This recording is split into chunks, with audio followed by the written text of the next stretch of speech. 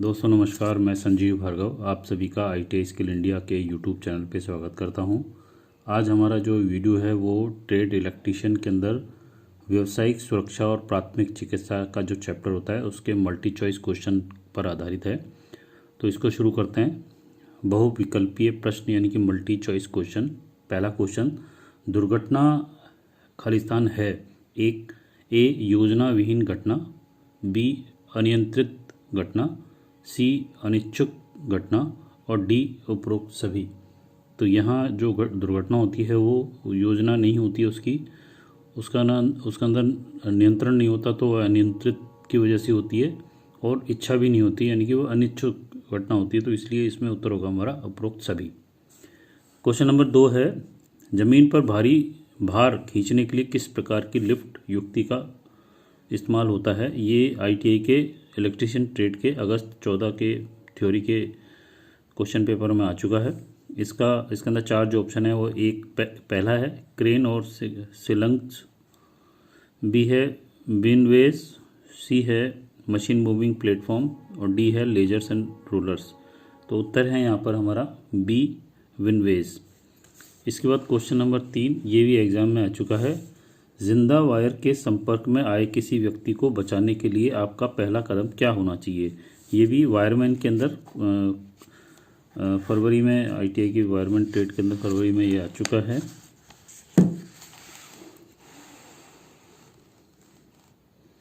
इस क्वेश्चन के 4 ऑप्शन हैं। डॉक्टर को शीघ्र बुलाएं, उनके हाथ को पकड़कर जिंदा वायर से उसे दूर खींचेंगे, सी है जिंदा वायर से उसे अलग करेंगे और डी है उसे हॉस्पिटल भेजेंगे। तो उत्तर है हमारा सी, जितनी जल्दी हो सकेगा जिंदा वायर जो होता है, जो खुले होते हैं, उन वायर से उसको अलग करने का प्रयास करेंगे। और ये ध्यान रखेंगे कि हमारे हाथ में भी ऐसा कोई सामान नहीं होना चाहिए जिसके अंदर करंट पास हो सकता है। तो कोशिश करें कि सूखी लकड़ी को लेकर के और उसको हटाने का प्रयास वहाँ पे करेंगे जिससे कि आपको भी करंट नहीं आए।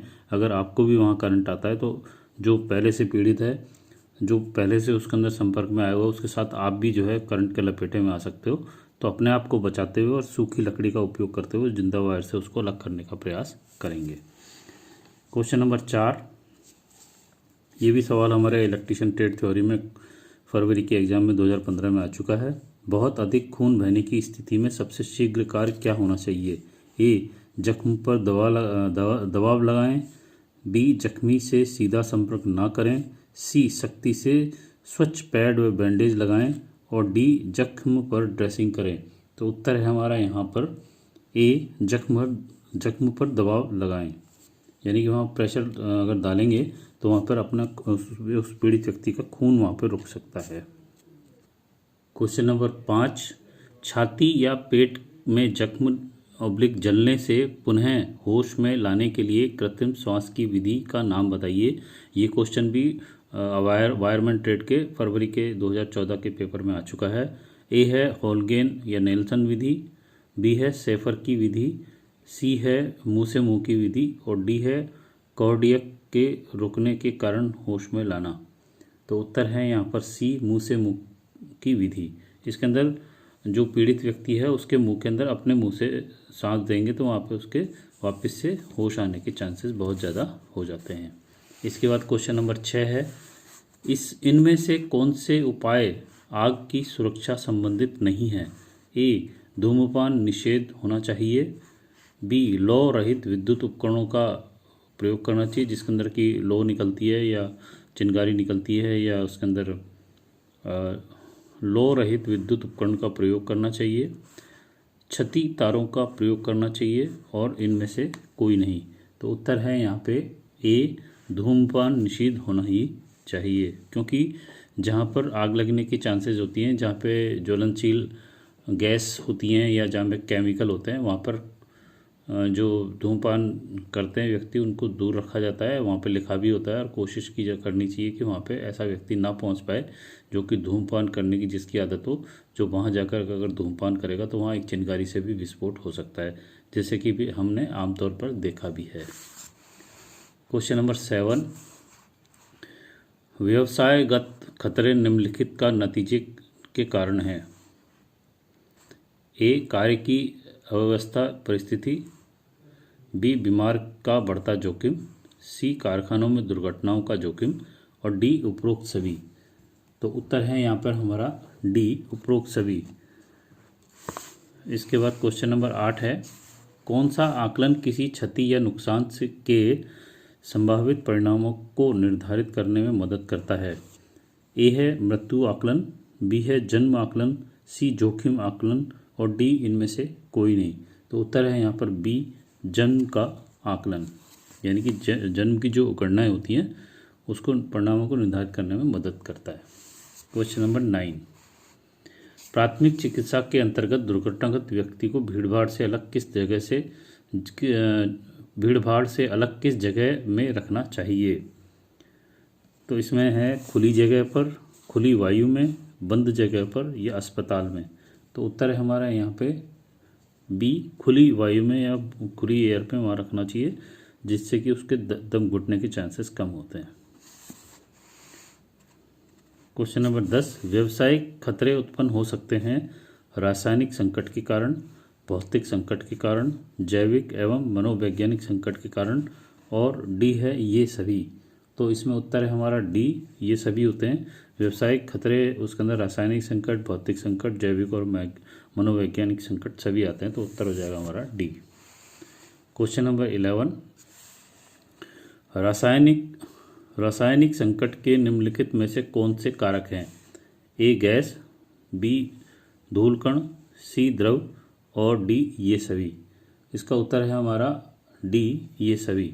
रासायनिक संकट गैस से भी हो सकता है, धूल के कण से भी हो सकता है और द्रव की वजह से भी हो सकता है।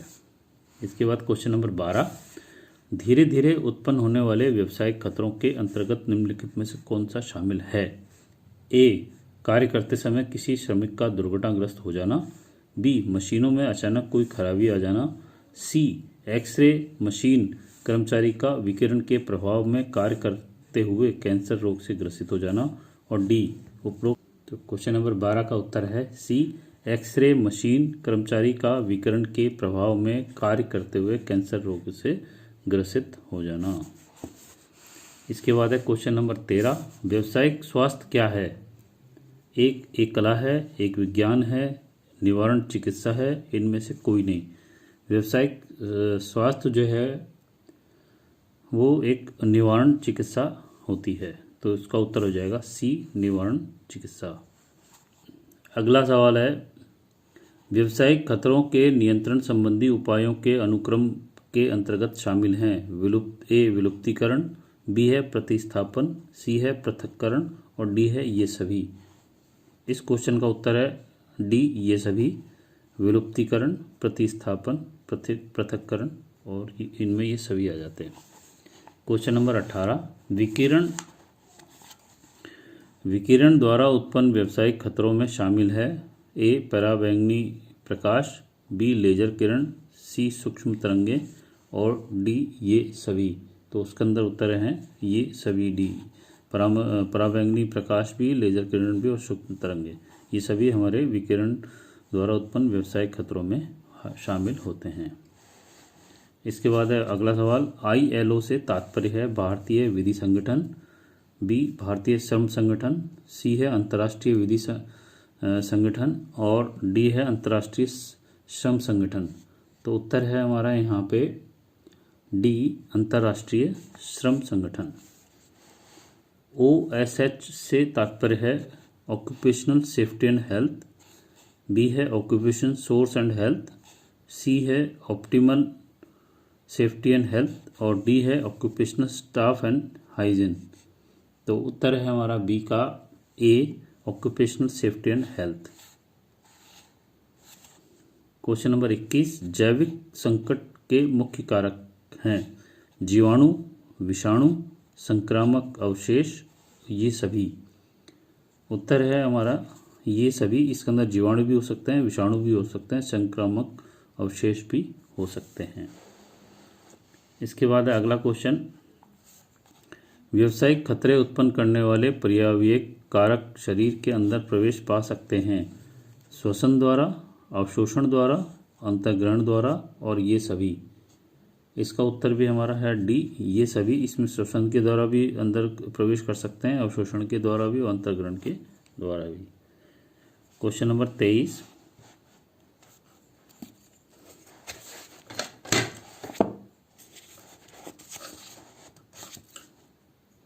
इनमें से क्वेश्चन नंबर 23, इनमें से क्या व्यावसायिक दुर्घटना के कारण है? अज्ञानता, धन की लालसा, गलत विधि और उपरोक्त सभी। तो उत्तर 23 का उत्तर है डी, ये सभी। इसमें अज्ञानता भी हो सकती है, नॉलेज नहीं होती है, धन की लालसा के कारण व्यावसायिक दुर्घटना हो सकती है, गलत विधि के द्वारा व्यावसायिक दुर्घटना हो सकती है, और कुल मिलाकर के तीनों विधि से हमारी व्यावसायिक दुर्घटना हो सकती है। इसके बाद अगला सवाल है, अधिक आत्मविश्वास होने पर कर्मचारी अधिक काम करते हैं, बी कर्मचारी कम काम करते हैं, कर्मचारी गलती कर बैठते हैं, और डी कार्य तेजी से करते हैं। तो उत्तर हमारा है सी, कर्मचारी गलती कर बैठते हैं। अगर ओवर कॉन्फिडेंस होता है तो अधिकतर गलतियां जो है कर्मचारी गलती कर ही देते हैं। ओवर कॉन्फिडेंस की होने की वजह से कर्मचारी बहुत ज़्यादा गलती करने लग जाते हैं। अगला क्वेश्चन है, कार्यस्थल पर सफाई होने से ए दुर्घटनाओं से बचाव होता है, बी बीमारियों से बचाव होता है, सी दोनों ए और बी, और डी इनमें से कोई नहीं। तो उत्तर होगा हमारा सी, दोनों ए और बी, यानी कि दुर्घटनाओं से भी बचाव होता है और बीमारियों से भी बचाव हो जाता है। इसके बाद अगला क्वेश्चन है, पोशाक के सही ना होने पर ए कार्य ठीक से नहीं होगा, बी दुर्घटना हो सकती है, सी दोनों ए और बी, और डी इनमें से कोई नहीं। तो उत्तर होगा हमारा सी, कार्य ठीक से होने में दिक्कत हो सकती है और वहाँ दुर्घटना के चांसेस बहुत ज़्यादा हो सकते हैं। तो उत्तर हो जाएगा सी, दोनों ए और बी। अगला क्वेश्चन, दुर्घटना ए को टाला नहीं जा सकता, बी उन्हीं लोगों के साथ होती है जो उसके पात्र होते हैं, सी मोटे तौर पर रोकी जा सकती है, डी पूर्ण रूप से अप्रत्याशित होती है। और इसका उत्तर है बी, उन्हीं लोगों के साथ होती है जो इसके पात्र होते हैं। अगला क्वेश्चन, कार्यस्थल पर दुर्घटना, बीमारी और मृत्यु पर क्षतिपूर्ति का खर्च किसके ऊपर पड़ता है? रोजगार देने वाले पर, कर्मचारी पर, समुदाय पर, उपरोक्त सभी पर। तो उत्तर है हमारा यहाँ पे सी, यानी कि समुदाय पर। क्वेश्चन 29, कार्यस्थल में लोगों की संपत्ति की सुरक्षा के प्रावधान में क्या आवश्यक होता है? ए सभी सामान को ताले में रखना, बी सामान की चोरी और क्षति से बचाव करना, सी सामान की सुरक्षा के लिए सतर्कता करना, और डी दोनों ए और बी। उत्तर है यहाँ पर डी, दोनों ए और बी, यानी कि सभी सामान को ताले में रखना और बी सामान की चोरी और क्षति से बचाव करना। क्वेश्चन नंबर 30, व्यावसायिक खतरे उत्पन्न हो सकते हैं, ए रासायनिक संकट के कारण, बी भौतिक संकट के कारण, सी जैविक एवं मनोवैज्ञानिक संकट के कारण, और डी उपरोक्त सभी। क्वेश्चन नंबर 30 का उत्तर है डी उपरोक्त सभी, यानी कि रासायनिक संकट के कारण, भौतिक संकट के कारण, जैविक और मनोवैज्ञानिक संकट के कारण, और उपरोक्त सभी। व्यावसायिक खतरे के निम्नलिखित नतीजे होते हैं, ए कार्य की स्वास्थ्य परिस्थिति, बी बीमारी का जोखिम, सी कारखाना में दुर्घटनाओं का जोखिम, और डी उपरोक्त सभी। क्वेश्चन नंबर 31 का उत्तर है डी उपरोक्त सभी। कार्य की स्वास्थ्य की जो परिस्थितियां वो भी खतरे में पड़ सकती हैं, बीमारी के जोखिम हो सकता है, कारखानों में दुर्घटना का जोखिम बढ़ सकता है। तो ये तीनों ही इसके उत्तर हैं। अगला क्वेश्चन, पीठ के जलने जख्म होने की स्थिति में जख्मी को होश में लाने के लिए कौन कौन सी कृत्रिम विधि उपयुक्त है? ए मुंह से मुंह की विधि, बी सेफर की विधि, सी नेल्सन की विधि, और डी होलगेन नेल्सन विधि। क्वेश्चन नंबर 33 का उत्तर है डी होलगेन नेल्सन विधि। ये हमारा क्वेश्चन जो है वायरमैन 2015 में ट्रेड थ्योरी में आ चुका है।